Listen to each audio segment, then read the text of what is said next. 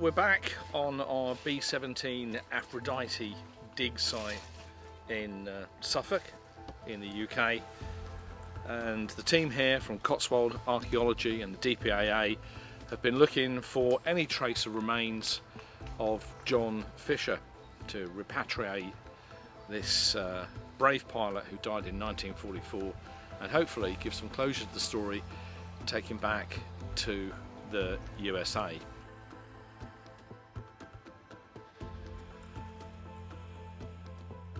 An artifact has been found, not a part of John Fisher himself, but a really important artifact that indicates that he and the ground here became as one.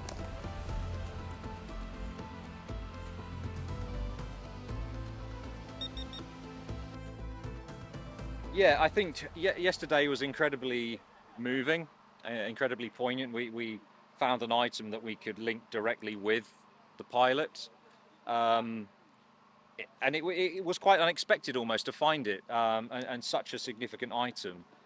It showed us that we're on the right track in our archaeological approach, but as I was saying, it really brings you back to the poignancy of what you're doing, and you know, I don't think I'm alone in just saying that it really hits home, and even this morning, a day later, I still had a lump in my throat about it, and you think about that impact that the pilot's family would have felt, and then just the absolute heartbreak and tragedy of the situation, and that's just one story in tens, hundreds of thousands of stories that had very similar impacts. And if we can make some kind of difference to some surviving family member through doing this work, then I think it's absolutely worthwhile.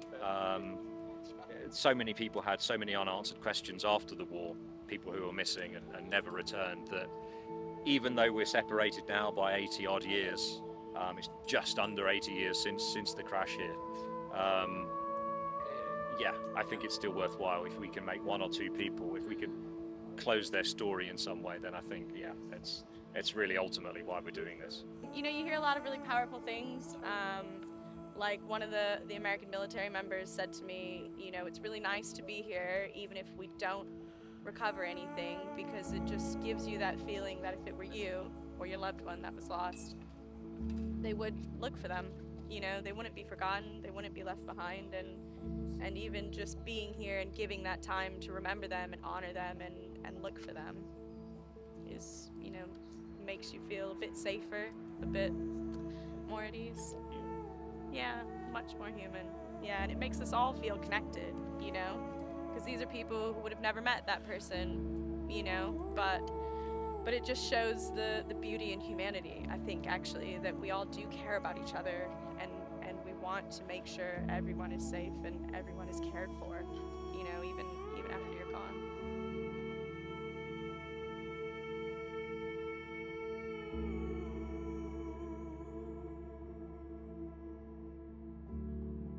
And that team will continue for the next, I think, 24 hours in a desperate effort to find anything beyond the artifacts and the aircraft that can be taken home. It's been a privilege to be here and to see their work. I think ultimately our job is to collect as much of that material as we can from the site, and then we hand it off to the DPAA, and then their processes involve talking to any surviving family members, or, you know, they then take it on from us essentially.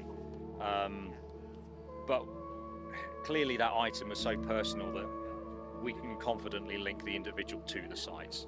I don't think that was ever massively in doubt given the circumstances of what happened here, but it's definitive proof essentially. So that's a significant leap forward in understanding this site and essentially accounting for the pilot from this site.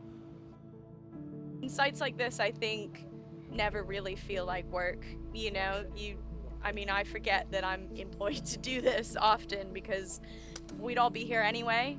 I think, you know, because of the purpose that we are here for, it is a personal thing for everyone on this site. I think everyone has a personal motivation that's keeping them here. And it is really easy to get emotionally swept away, you know, especially when you get a find like you get that is related to a person. You know, it really resonates with you that you are here for a reason, and it's not just a job, it's not just another site, it is a mission, it is, you know, bringing someone home, an actual person to their loved ones.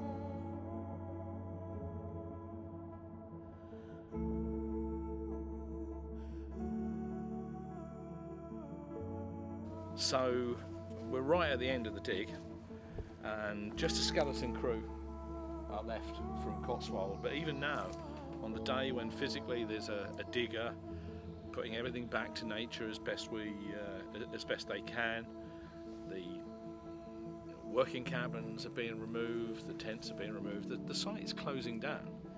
So it'd be very easy for these folks to say, well, that's the conclusion of what we've done, we're going to leave. But no, including Rosanna, who's the communications manager and runner of the site here. She's out here with a shovel. The last remaining volunteers and team are here, and they are digging in one very, very specific area where they found that artifact, because they want to go a little bit further.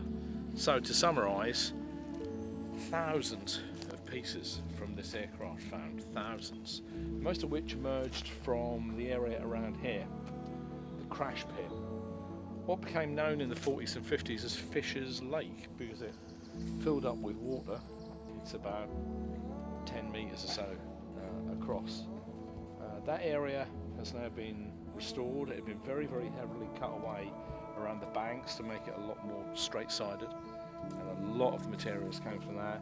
So there's a certain stillness, a certain calm about the site here, and it's ironically maybe a little bit like the original time back in August of '44 when that aircraft crashed after the tremendous explosion and the trees being torn away and buildings being damaged 3 miles away. It would have returned to quiet and to still, and that's what it's returning to now. Still a war grave. It's always so moving to be on these sites on days like this. I've been really lucky to be on sites like this on like Veterans Day or Memorial Day or a day like today, which is, like you said, directly related to this time period and this mission and these people. And it just kind of, there's just something about the air of it, you know, that you can feel. It's almost like the wind is the same and the soil is the same, and those people were here on this soil in this area, and you know, now we're back looking for them to bring them back to us, and that connection is really, really strong.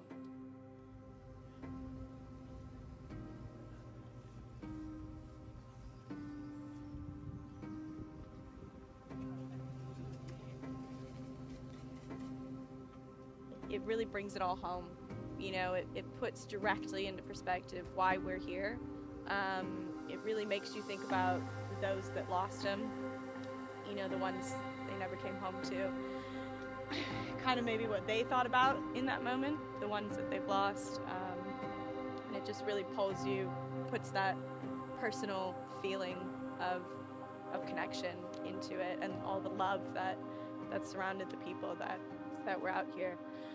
It's a very sobering moment, because I think sometimes you get a bit lost in it. You know, you're moving the soil, you're sieving the soil, you know the mission, but then when it's pulled together through a find like that, it really makes the mission present and shows you why you're here. And you know, all the stories you've heard from people who lost people, or people who fought, or people who know people, it really brings them all into your ear directly and provides you that feeling of love and commitment and honor that all is just here in this site. Why did these young men volunteer for something that was not a suicide mission, but something very, very close to a suicide mission? perhaps it was just their sense of loyalty, their sense of commitment to the cause, their sense of wanting to carve a path of freedom for the rest of us. I guess we'll never know. So the crash site now falls quiet. Soon this will all be gone. Soon there'll be those folks out for a Sunday stroll. The dog walkers, the hikers, the mountain bikers will be rolling past, never knowing what took place here. But perhaps we'll be back.